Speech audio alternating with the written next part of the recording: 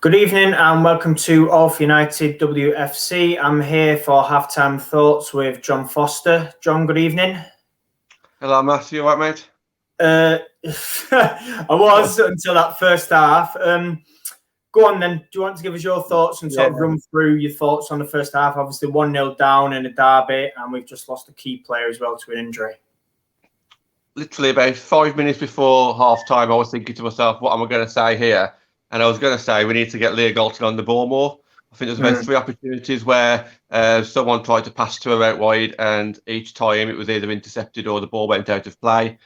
But the one opportunity that where we did look dangerous was when Galton on the left was running into the box. I think she tried to find Kristen Press, and it didn't work out. I still think the tactics should still be pretty much the same, but obviously with Hansen. So I'm guessing it'll be Hansen on one side, Tooney on the other still. Or maybe even at some point one of them come off and Jess go on the wing as well, who can run at players. I do think we're at our most dangerous when that diagonal ball out wide finds one of the wingers. But huge blow with Galton going off. As for the actual game itself, it's the midfield battle. I don't think there was a clear shot until about 16, 17 minutes in. Bit disappointing, but I'm not expecting us to dominate the game. But the set piece it's kind of like really killed the morale there and put us on the back foot. So now we have to go out and attack now because we have to get that goal, don't we, somehow? Yeah, I think obviously, I don't know, you probably might not have had time with work, etc. But me and Ben sort of said similar on our preview show. We said it'd been midfield battle. And obviously with MUFC being out for them, we thought that was key for us to go and be more physical and dominate. But I think for me, we haven't been great in the middle. I don't think, we've given the possession away countless times. I don't know how many times for me. And like you said, we've come undone again from a set piece. And, I sat there and I don't know. It's one of them where the ball comes in and I think Katie goes to attack it. They flick it on. Amy's header's not the best and we just don't react again. And it seems to be now becoming a common theme where I don't know. And the worry about this is not only is it happening a lot, is it going to affect them mentally? Every time a ball's coming in now from a set piece, the crowd in Mary and the defenders just aren't keeping the attacking players away from the keeper. And it's just leading to absolute chaos again.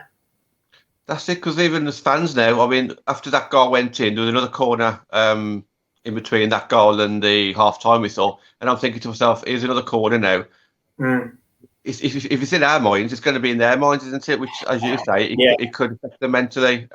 We definitely need to sort that out on the training ground, obviously, in the international break. But you talk about the midfield battle, 100% agree. Look, I'm not expecting us to win the midfield battle all the time and to dominate the game, but I am expecting us to be a bit better passing and just generally just do a little bit more. I don't mind City, like I say, having more chances than this, that and the other.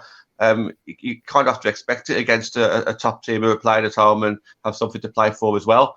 But for me, we just haven't created enough. I wouldn't necessarily look at making any changes or anything. I think we've got our best. I think we've got our best 11 on the pitch now, and I don't think the players that we've got on the bench can actually change the midfield anyway. If I'm honest, so I just think that the players that we've got just needs to do better. Needs to do better on the ball, and like I say, just try and find Hansen and Tooney on the wings and start looking a bit more dangerous. I do think that will automatically happen as the game goes on. The game just tends to get more stretched, when players start getting tired.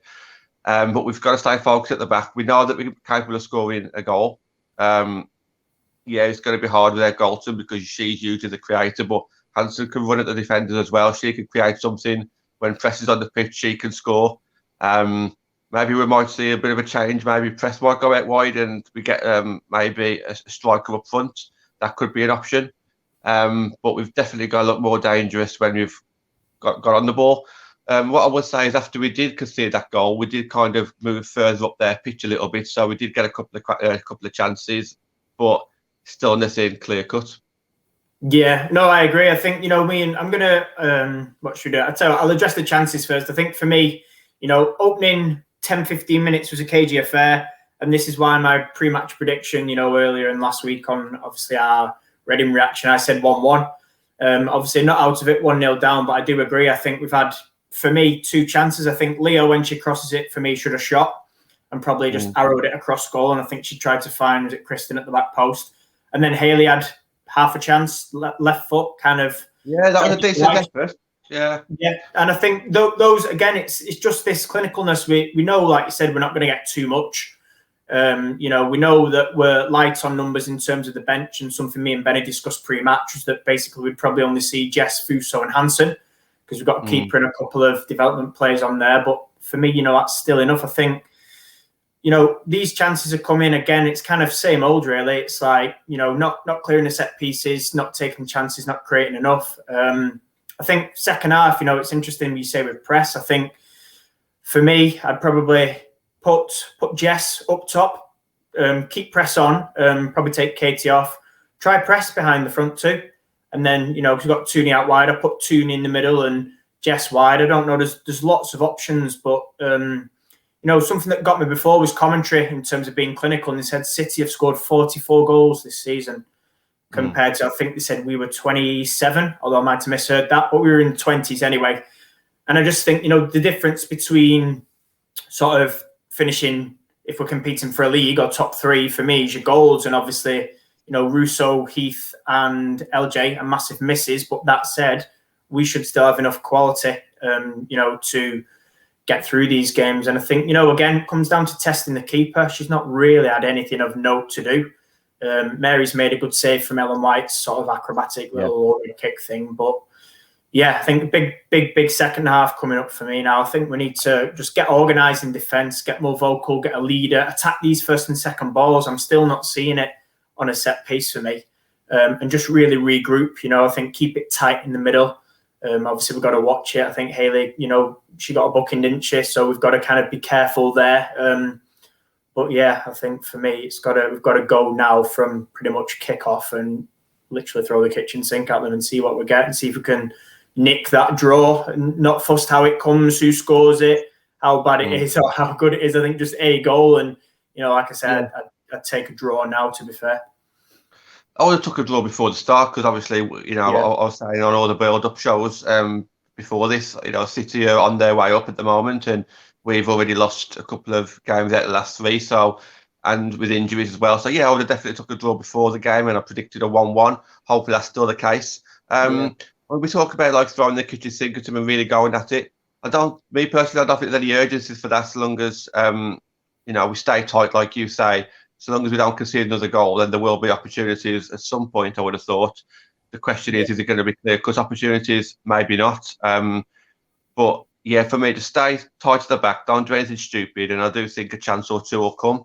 I like the idea of bringing Jess on 100%. I don't know how we'll go about doing that. We need that extra player in midfield, but it's not going to happen doing it the way that I'm doing it at the moment. Casey's got a big job on there because I don't think there's any clear answer. We've got the best players on the pitch. It's going to be very tough. But it could just be a set piece. It could be a Katie Zellem free kick. It could be a corner.